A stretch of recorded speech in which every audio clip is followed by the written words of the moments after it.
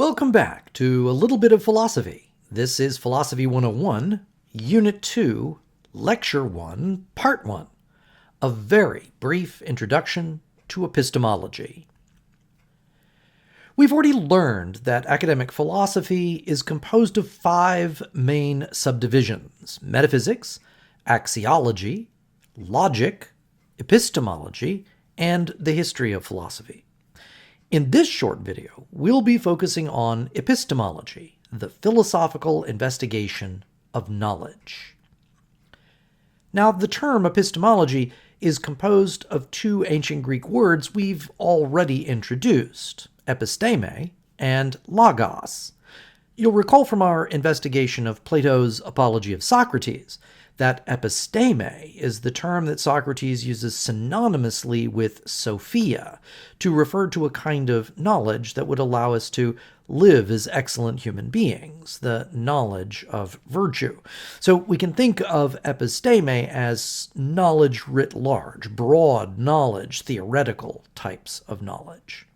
Now, we've also learned that the term logos is the ancient Greek term for argument, or giving a rational account of something, giving an explanation of something, providing a theoretical framework for understanding something.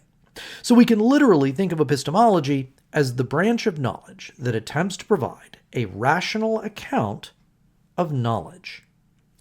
In this subdivision of academic philosophy, there are 3 preliminary questions that we are going to attempt to answer. What is knowledge? Can we have knowledge? And if we can, how do we get knowledge?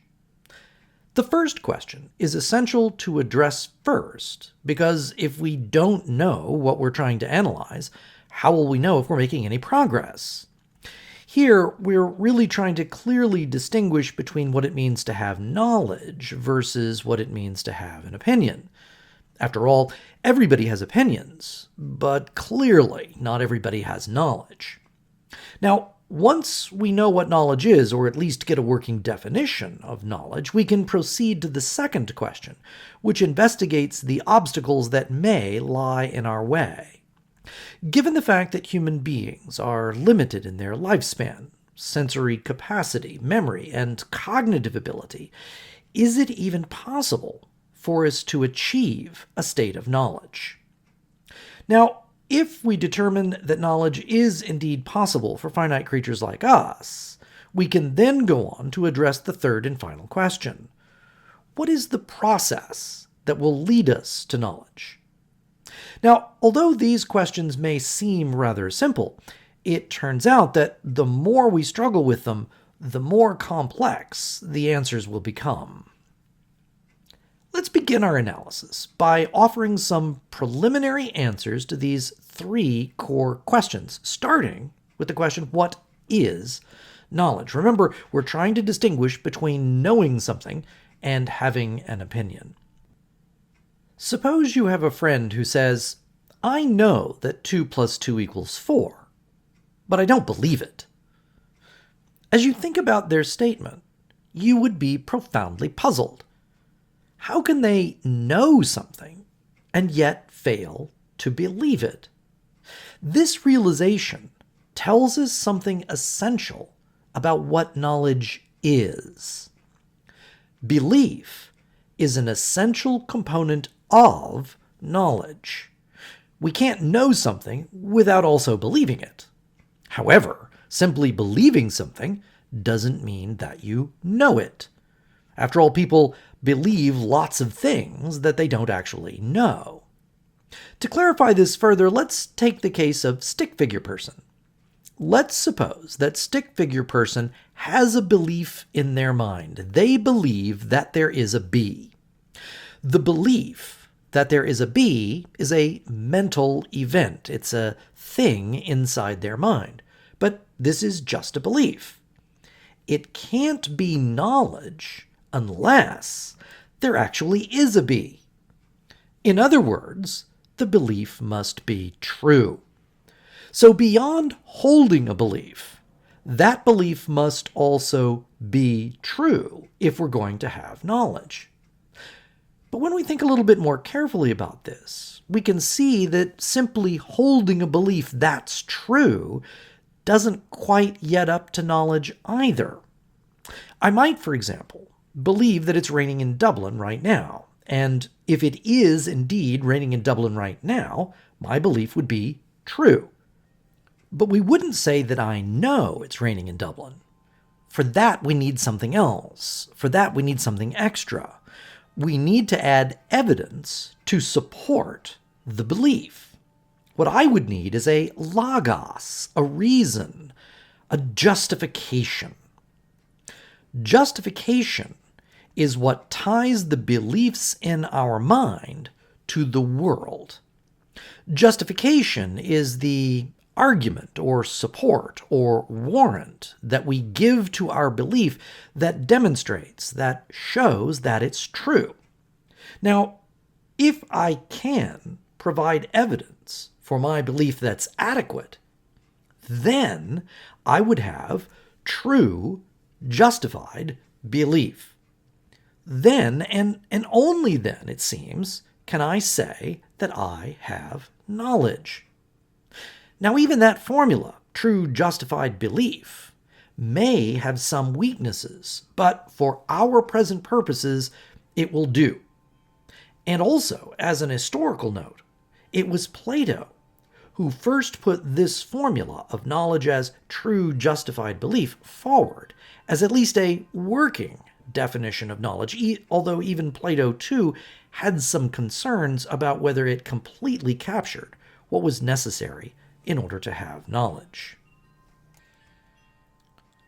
Now, with a working definition of knowledge as true justified belief, we can proceed to our second question in epistemology. Can we have knowledge? Can we possess knowledge? Can we achieve true justified belief? As you might expect, there's obviously going to be at least two possible answers at this point. Yes and no. It will turn out to be a little bit more complicated than that, but for right now, let's start off with these first two possibilities. Dogmatism is the position in epistemology that answers our question affirmatively. Dogmatists are philosophers who believe that it is possible to provide adequate justification to move a belief from the realm of opinion into the realm of knowledge. On the other hand, there are philosophers who disagree. There are some philosophers who are going to claim that our cognitive or sensory limitations make adequate justification impossible. This position is generally known as skepticism. Now, on closer analysis, it's going to turn out that these positions are not binary, but for now, we can think of those who are more optimistic about our chances of achieving knowledge as being on the dogmatic side, and those who are more pessimistic on the skeptical side. And if one is skeptical about knowledge, then there's really no more work to be done. We can't have knowledge, so why worry about it? But for those on the dogmatic side, for those who think it may be possible to achieve knowledge, our third question becomes critically important. If knowledge is possible, then how do we get it? Here again, we'll find that philosophers disagree on the correct answer. One position amongst dogmatists is that knowledge can only be achieved by applying reason to the ideas in our mind, that is, rationally ordering those ideas. We can call this rational reflection on our ideas. But given that the skeptics have raised doubts about the reliability of the ideas we get from our senses, how can such dubious ideas ever rise to the level of complete justification? The answer from the rationalists, the first approach we'll examine, is that we can't. There must be some ideas which are beyond the doubt that can be raised concerning our acquired beliefs. There must be some ideas that are not acquired. These are called innate ideas, ideas that we're born with, ideas that are a necessary part of the mind itself.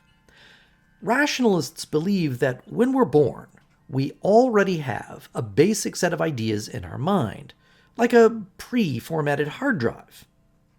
Now, the origin of these innate ideas is itself a matter of debate amongst the rationalists, but wherever they come from, they're considered to be free from the need of ordinary justification, and that's the critical part. On the other hand, the beliefs we acquire through experience, through our senses, for example, will need to be justified in relation to those innate ideas in order to reach a level of knowledge. Now, there's another group of dogmatists who completely reject the existence of innate ideas. Empiricism is the dogmatic view that we're born as a blank slate, and all of the ideas that we have in our mind are acquired through some form of experience or abstraction from our experience after we begin having experiences with the world. Our minds are more like an unformatted hard drive when we're born, according to the empiricists. Now, if this sounds to you like the nature-nurture debate in psychology, you'd be right. That debate comes from this dispute in epistemology. It's important to note, before moving on, that when we're talking about ideas or beliefs, that is, fully formed cognitions in our minds, we're not talking about instincts. Empiricists would not deny that we may be born with instincts. And when rationalists talk about innate ideas, they're certainly not referring to instincts. And whatever those instinct things are, they're certainly not ideas or beliefs. You breathe and digest and regulate your blood pressure without thinking about it. Epistemology is interested in the thinky things, not the non-thinky things or processes that may be happening in the brain. We'll come back to this notion between the different kinds of mental events a little bit later. Now, given that there's a debate between empiricists and rationalists, and that debate turns on the difference between acquired and innate ideas, a little bit more vocabulary will be helpful in distinguishing between different kinds of ideas and the knowledge that can be derived from them. Philosophers have adopted the Latin phrase a priori to refer to any idea that is not dependent on sensory experience for its cognizability. The phrase literally means from before, and refers to any belief or piece of knowledge that can be acquired in the absence of immediate sensory experience. Perhaps one of the simplest examples of this would be from geometry. Take, for example, a point, a singular, infinitely small region in space. Now, take a second point, an infinitely small, distinct region in space. Between points A and points B, we can have a line. And if we add a third point that is not on that line, we get a triangle. So, what does triangle smell like? How does triangle taste? What does triangle sound like? Of course, the idea triangle has no sensory qualities at all. It's just an idea. And this is the kind of thing philosophers are talking about when they use the phrase a priori to modify an idea or knowledge. It's an idea or it is knowledge that can be grasped without direct sensory experience, without sensory data content. Now, most of the ideas that we discover in our minds are not a priori in nature. Most are a posteriori. I want you to think about an apple. The idea certainly contains a shape, like triangle, which is only shape. But there's much more data in your idea of an apple. There's the redness of the skin, the green of the leaf, the brown of the stem, and all of that is merely visual data. You can also imagine the fragrance as you bring the apple close to your mouth, the smoothness of the texture of the skin, the sound of the crunch as you bite into it, as well as the sweet but slightly tart taste in your mouth. Your idea of an apple contains all of this information, all of which is dependent on your five senses. This is an a posteriori idea, an idea that can only be cognized after the sensory experience you've had with an apple. That's the difference between a priori and a posteriori ideas. The latter are dependent on sense data, the former are not. Now, when a rationalist claims that we have some innate ideas in our mind, they're not talking about a posteriori ideas. They're talking about a priori ideas. However, it's really important to keep in mind that rationalists don't need all a priori ideas to be innate in order to acquire a knowledge, just some of them. So, while innate ideas will always be a priori in nature, it is not the case that every a priori idea will be innate. In other words, the word innate and a priori are not synonymous terms. Okay, let's review what we've covered so far. We've discovered that there are three basic questions in epistemology, which is the philosophical investigation of knowledge. The first question attempts to elicit a clear demarcation between knowledge and opinion, and we discovered that a good working definition is true, justified belief. Now, once we have this working definition in place, we can proceed to the second question. Here we discovered two possible positions, dogmatism and skepticism. The dogmatist believes that knowledge is possible, while the skeptic is less optimistic. The third basic question of epistemology applies to those who think that knowledge is possible, the dogmatists, in other words. Here we noted two distinct approaches to getting knowledge based on how we acquire the ideas that we are to turn into knowledge. The rationalists believe, beyond the ideas we acquire through our senses, that we also have a set of innate ideas, which will be a priori in nature, that will provide a framework for addressing the skeptic's concern about our limited sensory abilities. On the other hand, there are the empiricists, who don't believe in the existence of innate ideas at all. So, if we're going to have knowledge, according to the empiricists, we'll just have to make do with the ideas we acquire through experience. In the next video, we're going to look more deeply at the preliminary answers we've given to the three fundamental questions of epistemology.